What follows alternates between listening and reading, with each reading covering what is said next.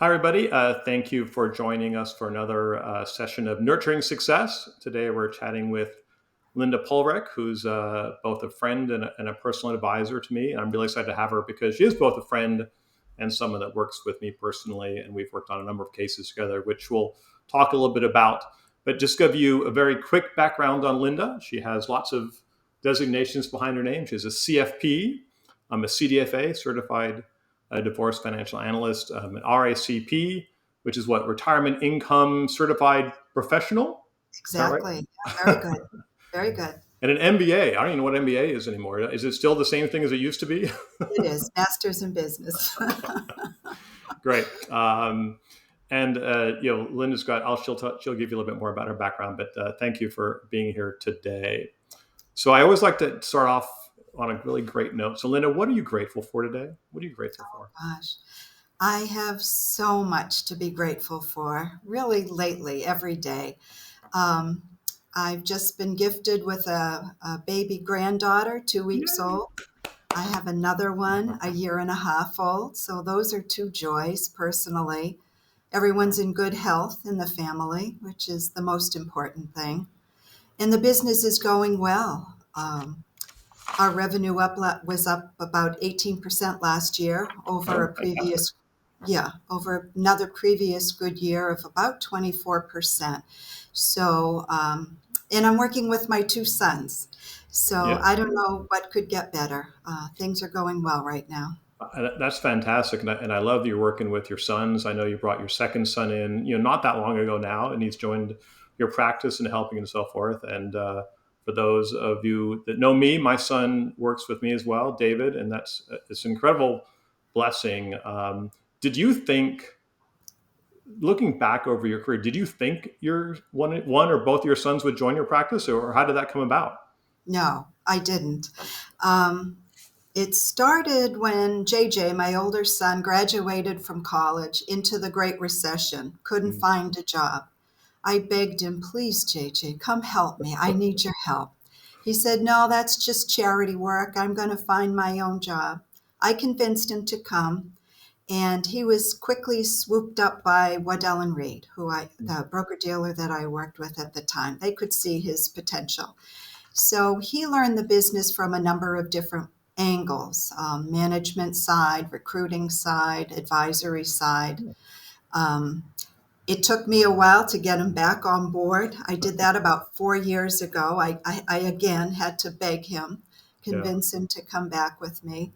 And then the second son was a little bit easier to convince. He had had a newborn child.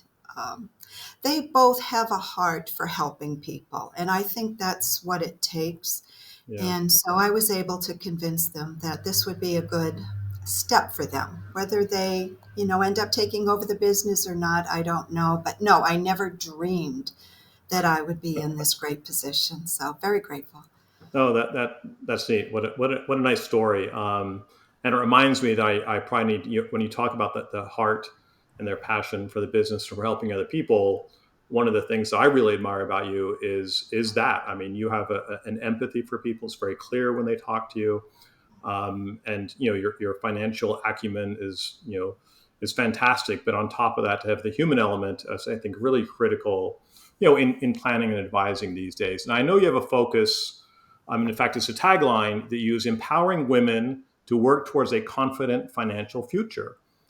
How did that come about? How was that important in your life, and why was that important to you? When I took a summer job when I was in graduate school at Fidelity Investments. I thought it was a part-time summer job. It turned into a career. And I was on the phones. It was in an era when interest rates were at 18%, Mhm. 16, 18%, money market funds. And I would have women calling in saying, my husband saw your ad in the Wall Street Journal. He told me to call and get some information. I have no idea who you are, what I'm supposed to be Yeah. asking for. Can you explain this to me? Those were the best conversations ever. I mean, I loved it. Fast forward 20 plus 30 years, whatever, I thought that's what I want to do again. I want to help those women, and in particular women who found themselves suddenly single. after a Mm. divorce or death of a spouse. These were women that are grieving. And now they're thrust into this financial world, this abstract world that they may not have felt comfortable in ever. Um, so I just felt a natural draw. This is my tribe. These are my Yeah. people, my women. I want to empower them so they understand that it's all within their grasp and have confidence in making some good financial decisions. So it was an evolution. And in terms of marketing, it was quite scary to to to create a niche, I guess you Yep. would Yep. say. Yep. I was afraid I was going to lose half of the population as clients. What would my male clients think if I started talking this way? Yeah. But it was a good thing that I did. So, Well, and I know it must have felt scary. One of the things that my business coach talks about, which I think is helpful for all professionals, is instead of sort of digging, 101-foot wells, because many people go around chasing, sort of one thing after the next strategy after the next strategy and so forth. At the end of the day, it's far more powerful to dig one well 100 feet deep and go really deep with that one thing. So your message is very clear. People understand who you work with and they understand the power of that. For other advisors that might be listening and thinking about, focusing in whether it's women or another kind of niche. I mean, would there be specific advice you could share with them to sort of stick with that and how to kind of dig into that niche that they might be thinking about? it's hard. It's hard in the beginning when you're starting out. You know, the cliche is you'll take anyone who fogs a mirror when you're starting out because it's hard. But once you get your feet on the ground, I think it pays off for you to be able to scale the work that you do so that you're not reinventing the wheel all of the time. It's worthwhile to define yourself as someone with an expertise. And people will remember you, hopefully, for that and think of you when they have a client that needs your help. So I just say go for it. Be brave and Yeah. trust the process. Well, and certainly, and I can speak from personal experience, the fact that you focus on women that are maybe in transition or suddenly single or wherever they are in their path, you're not doing it to the exclusion of other professionals or men or couples or whatever. I know you have many of those other kind of clients, right? Yeah, I do. I Yeah. do. People from 20 to 90s, in their 90s, men, women, and Sure. those who are questionable. Fair enough. So, as you're thinking about consumers these days, and sort of I was going to say the market's volatile now, but it's kind of always volatile. There's always something going on, and there's fear, and there's opportunity. What should people be paying attention to right now? What are you talking to folks about? Taxes. Taxes, taxes, taxes. Okay. Taxes are the big thing. Um, when you say the words financial advisor, you think of investments, the Mhm. market. I consider myself a financial planner first before an investment advisor. I do both. But you can destroy a very well crafted investment portfolio by not paying attention to your tax Mm. situation, especially in retirement. So we're spending a lot of time working with people on strategizing their tax situation for not just today, but in the future, thinking about Roth conversions Mhm. now and later, qualified charitable distributions, donor advised funds, ILETs, a host of things depending upon the client. Sure. I would say that's where we're putting a lot of effort. I have new software to help me do that so we can scale it for people and help them to understand the importance of the investment decisions they make as they relate to taxes. Yeah, no, I'm glad you mentioned sort of the different. I was going to ask you if there was any specific strategies, and you touched on, kind of a handful there. Do you mind sharing, maybe the software you mentioned, and if there's other sort of tools you found to be valuable in your practice on a day-to-day management? Sure. I would say HolistaPlan is the number one tax planning software in the industry right now. There are others, but I use HolistaPlan, and it's fabulous. We're requesting tax returns from our top 50 clients right now Okay. as they're completing them. And we input it in, the software reads the tax return and can generate a tax summary report, which helps people to understand the tax return. So we go over that, and it starts the wheels thinking about opportunities for us. So that's a tremendous piece of software that we use. Income Solver is another Okay. software that I use to help with distribution analysis for people in retirement in particular, or about to be in retirement. Social Security Analyzer, FP Pathfinder. We spend a good amount of money on software, but it's important. It makes the job easier, more scalable. And these are tools that really help clients to understand their own finances. So Sure. money well spent. Yeah. No, that's great. What's your basic planning tool when you're sort of putting together a financial plan? What do you use? eMoney, eMoney. if you're Okay. And you might have, familiar. yeah, I think you just mentioned that. Yeah, So, yeah, and I've seen your output in eMoney. So yeah, it's great. So fantastic. Um, so kind of on that note, could you describe, sort of your client engagement process? Sort of, do you do annual reviews once in a while? How do you gauge it? You mentioned your top 50 clients. Are you also segregating clients in some way that might be important for others to know? um, we do segregate clients in terms of how we service them. Any client who has an advisory account with us must be met with at least once a year. Okay. Most of them we're talking to on a continuous basis, whether it's quarterly or, as needed, but certainly more than once a year. There are those few that we're chasing at the end of the year. They're just not responding. Don't know how to get through that, but we seem to care more about their money than they do. I don't know what that is. It's just like, please pick up the phone. So for our A clients, and we call them AAA clients, Okay. they Oh, I have like that. assets, attitude, and advocacy for us, the Wait, three A's, what were the three A's again? I'm sorry. Attitude, advocacy, and what was the first? and assets. Oh, So assets. Okay. above a certain amount, those become our AAA clients. Yeah. Um, and so they obviously get the most time and attention. Yeah. And there are double A's and single A's and lower.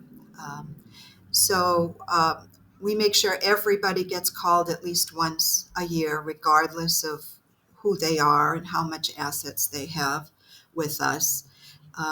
And we have a process that we go through depending upon where they are in the financial planning cycle, or if they're just investment clients. Sure.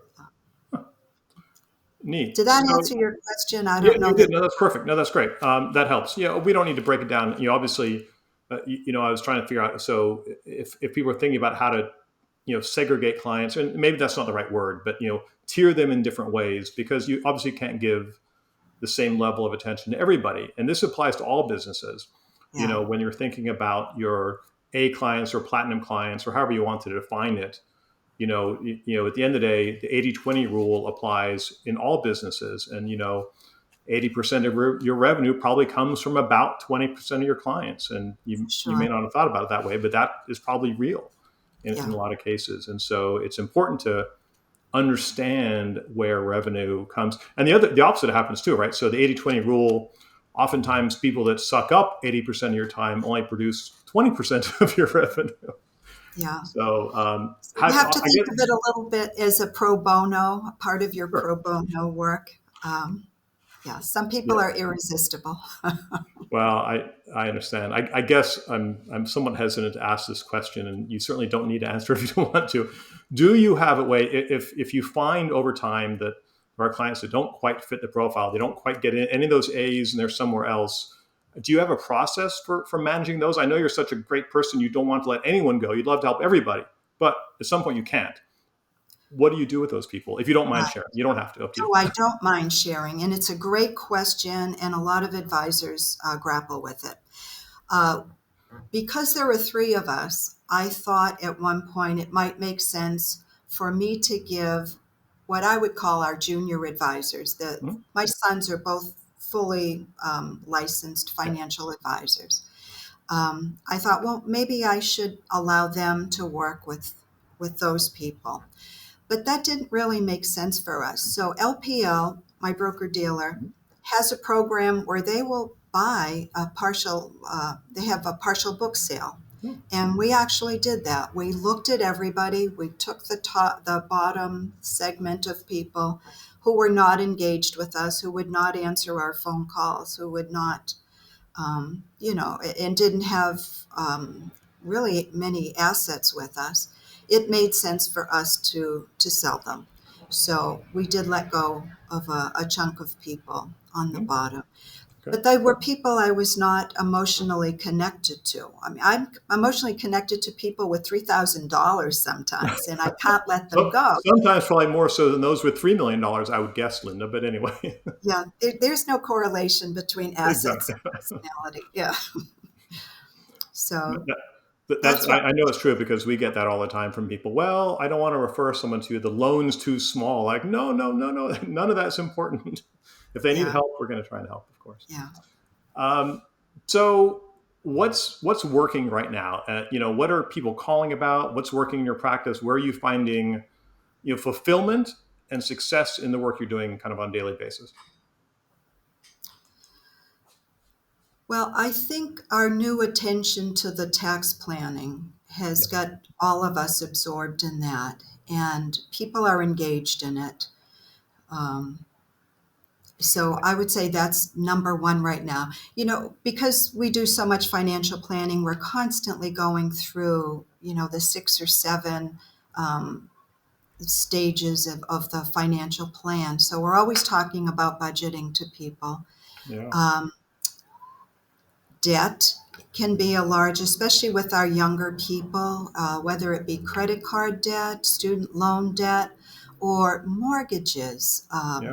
Your end of the world. I often get asked, should we pay off our mortgage? We have a 3% mortgage. Should I just pay it off because I'm not getting a tax deduction on it anymore? Or should we keep it? So that's a it depends kind of Sure. conversation, financial versus emotional. Yeah. Um, and more people are inquiring about reverse mortgages, I would say. I'm seeing an opportunity for people to at least inquire about them. It used to be a scary, um, product of last resort if you really got yourself Sure. in trouble. But you know this better than I do. There are so many good strategies that can be utilized with a reverse mortgage. So people are asking about that more and more. But taxes, taxes, Sure. taxes, Taxes for taxes. sure. Well, thank you for bringing it up. That was going to be sort of my next transition, was to sort of ask you about the liability management aspect of your work. Because I know the answer. I know that you're involved with your clients around their debt and their liabilities. Can you expand on that a little bit? I mean, how does that liability management come up in your practice? Is it an upfront part of the conversation? Is it just woven into each financial plan? And how do you think about liability management? Yeah, it's part of the financial planning process. So we look at how much debt a client is holding, how much they're comfortable with. Some people are willing to accept more risk than Yeah. others, as long as they have their eyes open. Especially the real estate people are very comfortable leveraging one property onto another. And as I say, it works great while it's working, but Sure. just be aware that rates can go up, things can happen. So there are those conversations. I think it ultimately becomes a personal decision how much risk leverage someone is willing to take on. So, Well, and I like the way you put it, because it's, you did use the terminology leverage, which some people view as a negative term. I don't necessarily think of it as a negative term. It's using, debt to achieve some other financial outcome. And as anytime we're discussing sort of these larger strategies, whether it's using a reverse mortgage or leverage to buy, another piece of property, well, also it might be, we think it should be advisor either led, or certainly advisor, brought in to help sort of manage it, because I do think it has to work within the context of a larger financial plan, because things can blow up when people are left to their own devices, quite frankly. So I appreciate your your working with us when we do it, and of course we appreciate the work we've done with you. So thank you very much. And I will plug you here. Oh, okay. You, Well, go for it then. Thank you. you are distinct, I would say, in your industry. You're very good at educating your clients. You have tremendous software that Yeah, helps people to visualize their options. I love getting one of your little videos that you have in sure. an Okay. email, walking someone through the explanation of what their options are. That's tremendous help to people. So, yeah, you are a tremendous asset to someone who's considering these kinds of options. I Great. appreciate it. Well, no, thank you. And I didn't specifically ask you to do that, but No, it's no, part of the no. conversation, and I enjoy our way of working together. And if you don't know what Linda's talking about, of course you can always reach out to me, and I'll share it with you. I'm happy to do that. But we'll wrap up here in a moment. I want to know, Linda, if you have any just final words of advice to the advisors, planners that might be tuning in, and it can be a personal word of advice or something in business, whatever's important to you right now that you could share. I don't know. I guess to clients, to people out there, I would say everybody needs a financial plan. Yeah. I think there's a sense that you need to have a certain amount of money in order to engage with a planner, but everyone needs a plan. So I encourage people to talk to a financial advisor, and there are financial advisors out there that are less expensive for the lower end of the market. If you're just starting out, we offer a 1 hour complimentary consultation. Okay, great. So in that 1 hour, I can help somebody tremendously. Um, set the stage on this is the way you need to, say, pay your student loans down, your credit card debt down. You need to have a cash reserves or whatever. There are ways to get help that are affordable to people. And to other advisors, it's such a great profession. I mean, I don't know what to say. I learn from everybody. We learn from each other. It's a very generous profession, I would say. People who I agree. stay in it, share, love to exchange information. Just go for it. I encourage women to go into the field. Mm, I think it's an excellent career for a woman. It can be very flexible, especially during your child rearing years. You can make it work. There are ways to make it work. You're working for yourself. The sky's the limit. You can create it the way you want to. There aren't enough women in this industry, but they are so well suited to giving advice and helping people. Yeah, I would like to see more women in the profession. I love it. I agree with you. I mean, I think those are some very powerful thoughts, right?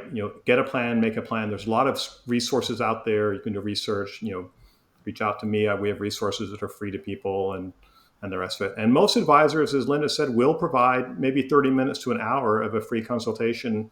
You'd be amazed how much you can learn in that from really bright people like Linda. But thank you very much for your time today, Linda. Just as a recap, we'll put stuff into the show notes, and we'll have, if there's links to a specific product, we'll try and find them and put them in our show notes later on. But thank you again, Linda, for your time. I appreciate it. Have a wonderful. My pleasure. Thank you for all you do. All right, you're Take welcome. care. Take care. Bye-bye. Bye